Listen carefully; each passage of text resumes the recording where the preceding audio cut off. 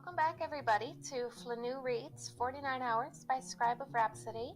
Today we're on Chapter 12, Hour 25 of 49, and I'm sick. She's sick and I'm Chris. Yeah.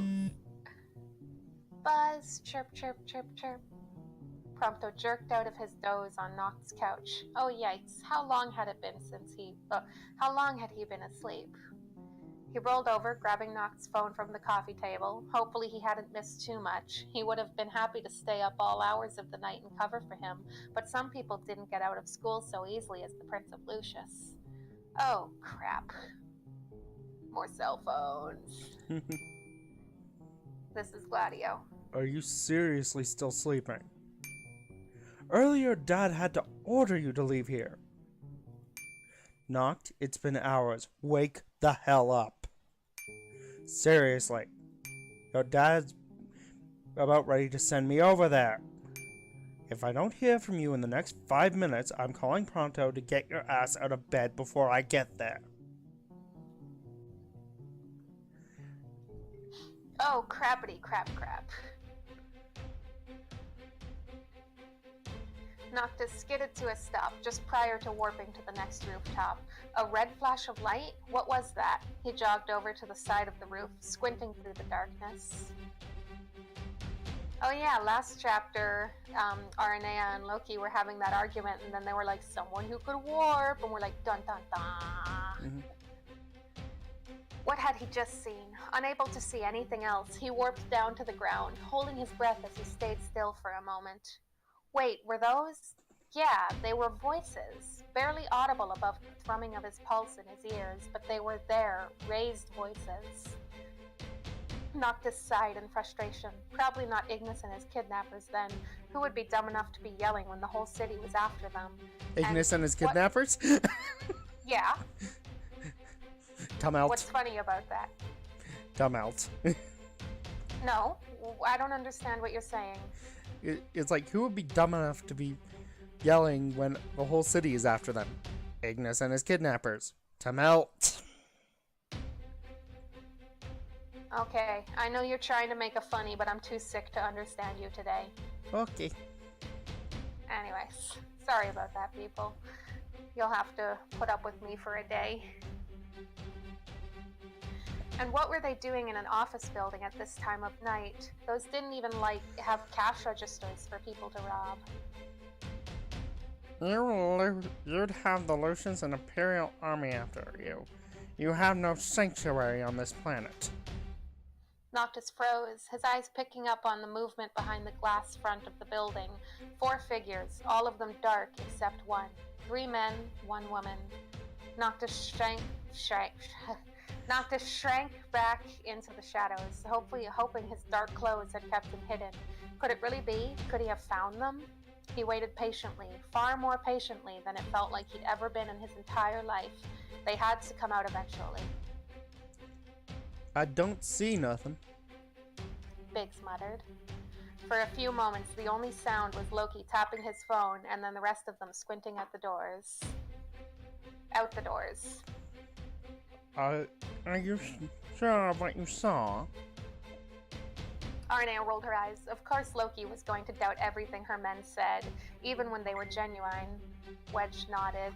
Genuine. Why, I said genuine. Yeah, okay.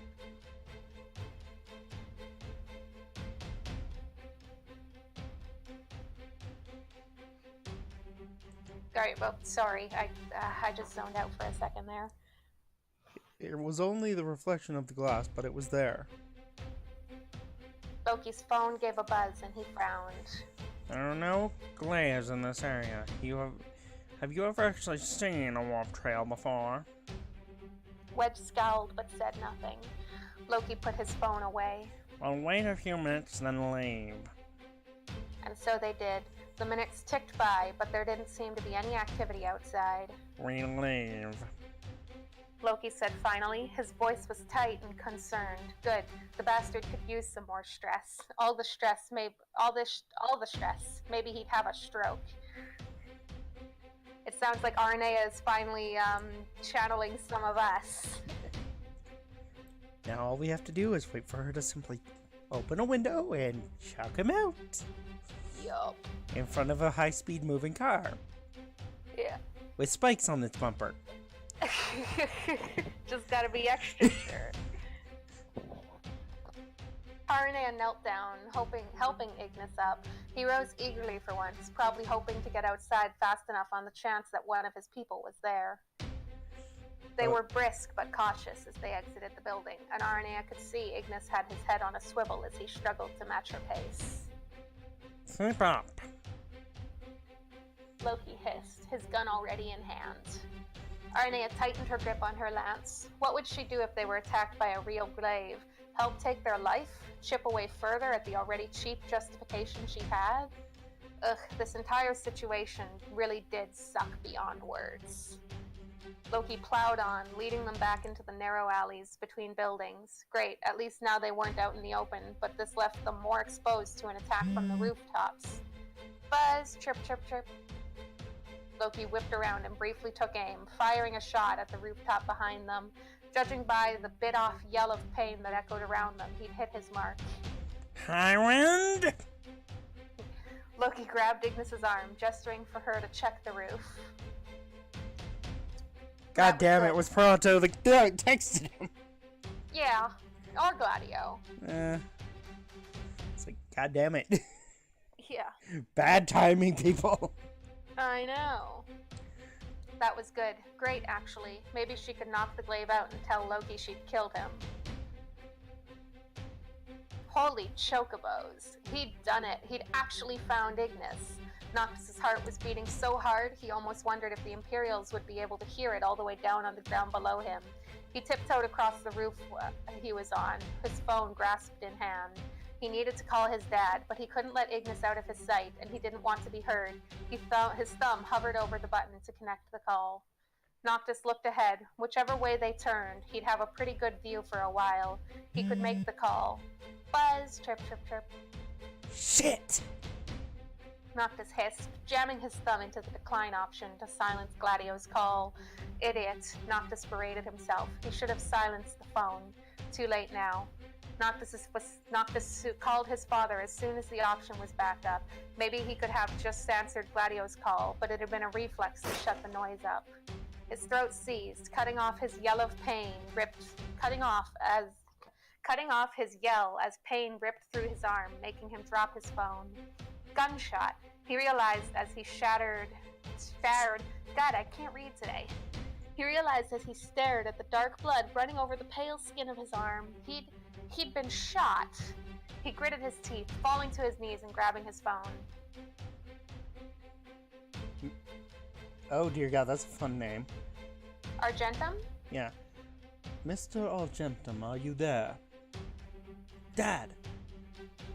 Noctis tried to steady his voice, but his arm hurt like hell. It's me. Listen, you need to track Pronto's phone. Now, I found Ignis, and I need you, and I know you're gonna be pissed. I went looking, but you have to get a glaive here. Dear God, they're going to send one of the corrupt glaives.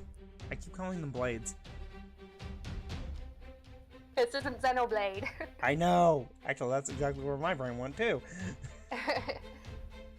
He gritted his teeth, pulling in a shaky breath as he heard his dad barking orders. Astrals, it hurt, it hurt, it hurt. Dad, I'm hurt. I don't know how bad, but... Ching.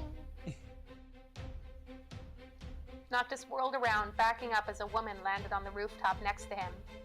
Oh, you have got to be kidding me. I almost stole you. Yeah, you almost read my line.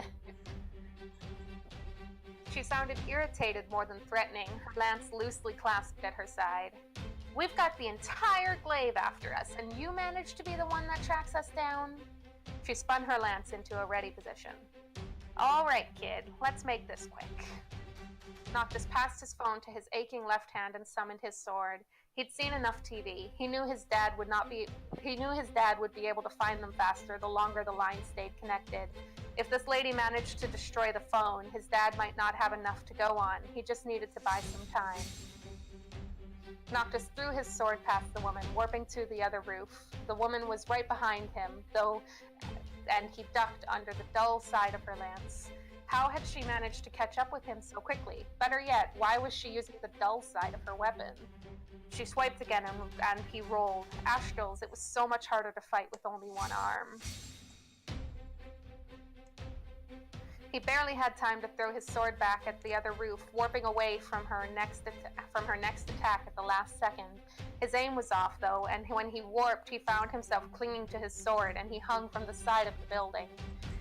He was a wide-open target, he realized, and he couldn't hoist himself up with his injured arm. The woman jumped after him, and he dropped, barely getting another warp done in time to keep from splattering on the concrete below. He appeared on the ground less gracefully than he cared to admit, facing the other 4 people there as quickly as he could in case someone tried to shoot him again. For a moment, Noctis thought the real Imperial, Loki wasn't it, was going to try and put a bullet in his head, but the gun lowered a notch. Well. Loki laughed heartily as the woman landed gracefully behind him. Her expression, Loki laughed heartily as the woman landed gracefully behind, Her expression one of clear unhappiness. Loki, on the other hand, looked positively gleeful. What do we have here? Noctis let his gaze slide over to Ignis as Loki was speaking. Confident he was about to get shot right then, even with the black eye, it was easy to see the absolute horror written on his friend's pale face. Noctis swallowed. Stalled. Okay, he could do this. Just like those speech lessons he always hated.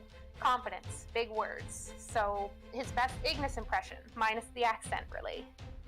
Noctis drew himself up slightly, staying in his fighting stance, but hoping to make himself look less like a 17-year-old with an agonizing bullet wound in his arm. Loki. That's Noctis, you know. Yeah, I know. I'm trying to make him sound confident.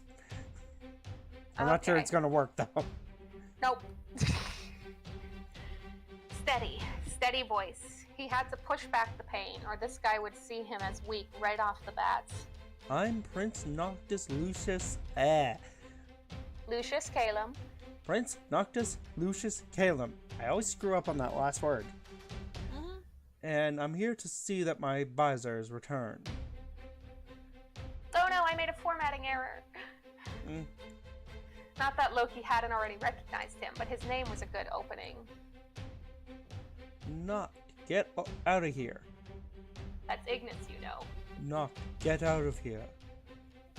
Ignis hissed. Quiet. Loki snapped, then arched an eyebrow at Noct. Well, he wasn't laughing, so that was a good sign. Your father sent you alone?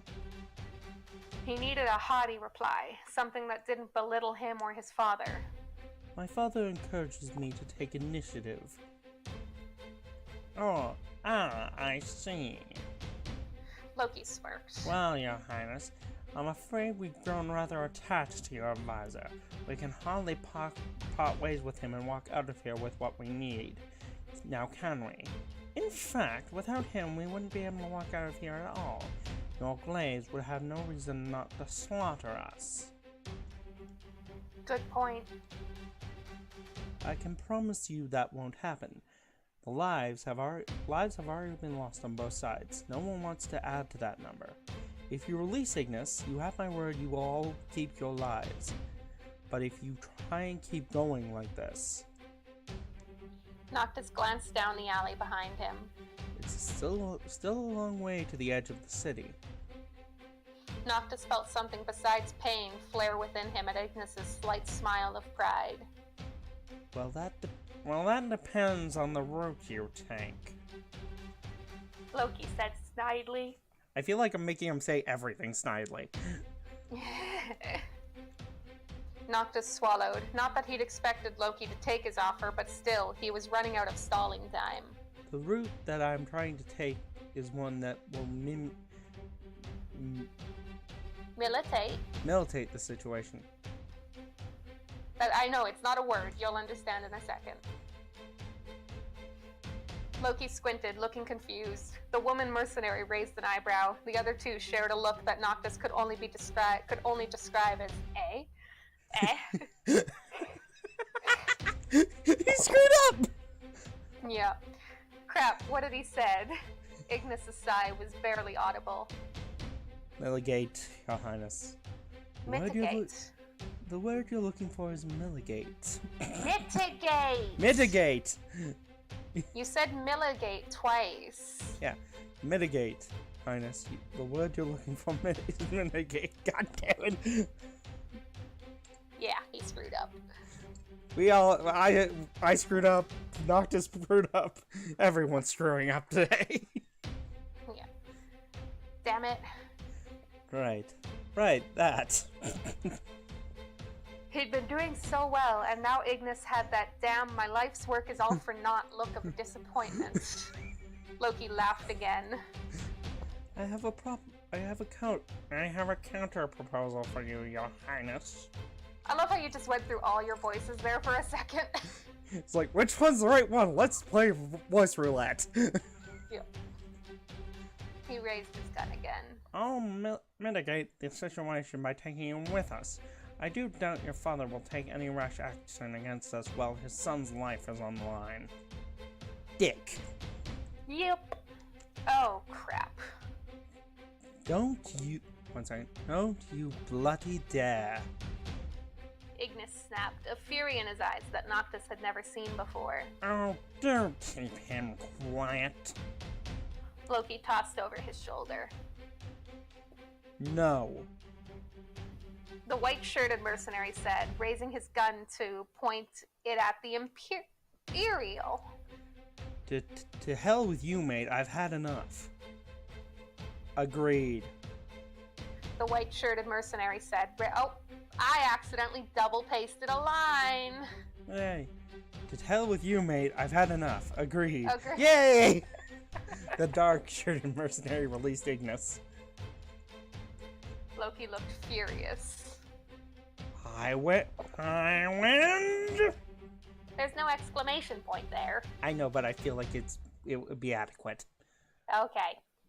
The female mercenary shrugged, lazily leaning on her lance as she had propped into the ground. You heard the boys. She looked to Noctis. You want to make a deal, kid? You've got one. End. I like. Dun, dun, dun. I like where this is going. I know, I love it. It's Too like bad Loki's a bastard. It's like at that point Loki managed to piss them off to the worst degree. Yup. And I have a funny feeling that they're gonna side with Noctis, only to have Loki run off with Ignis. You'll see in the next chapter. But anyway, that was 49 Hours by ScribeOfRhapsody, Chapter 12. My name was Amanda. I'm Chris. And we'll see you all in the next chapter. Hope you enjoyed.